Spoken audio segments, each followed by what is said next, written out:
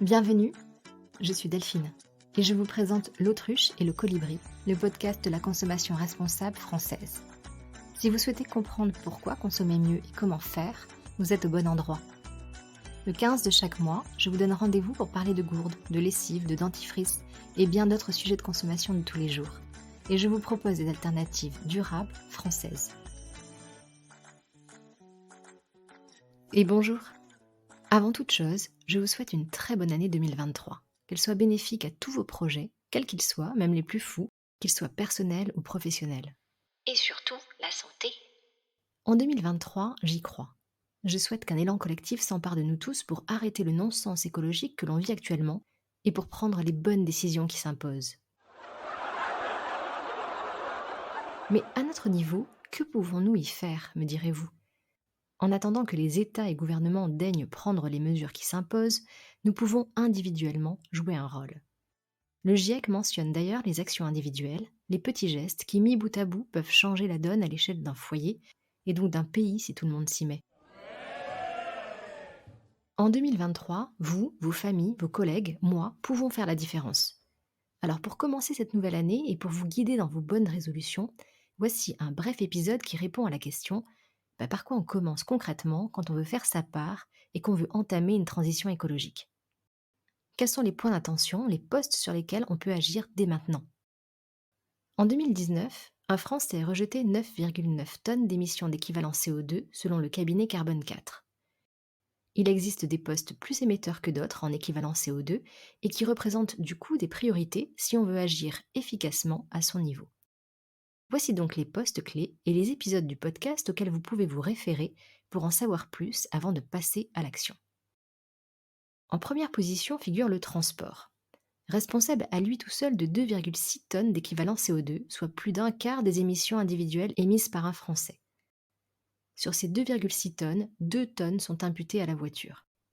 En comparaison, 2 tonnes, c'est ce qu'on doit viser à terme pour atteindre la neutralité carbone en 2050.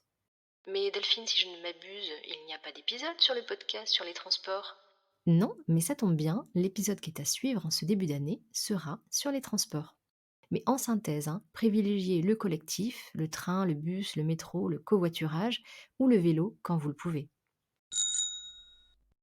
En deuxième position vient le poste alimentaire. Alimentaire, mon cher Watson. C'est 2,3 tonnes d'émissions de CO2, dont près d'une tonne liée à la consommation de viande. Je vous en parlais dans l'épisode 15, la vache. Réduire son alimentation carnée, voire la supprimer, est un premier pas qui pèse fortement dans la balance. Et plus globalement, décider de passer à une alimentation plus végétale aura des effets très bénéfiques pour la planète. Je vous renvoie également à l'épisode 10, Chaud cacao, sur les dérives du chocolat. L'habitat, et particulièrement le gaz et le fioul, viennent en troisième position, avec près de 2 tonnes équivalent CO2. Près de la moitié est liée au chauffage au gaz et au fioul. Bien sûr, en termes d'énergie, le maître mot, c'est la sobriété.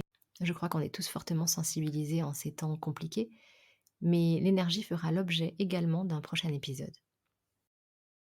Et puis, il y a les émissions qui sont liées à la consommation de tous les jours. Elles pèsent pour 1,6 tonnes d'équivalent CO2.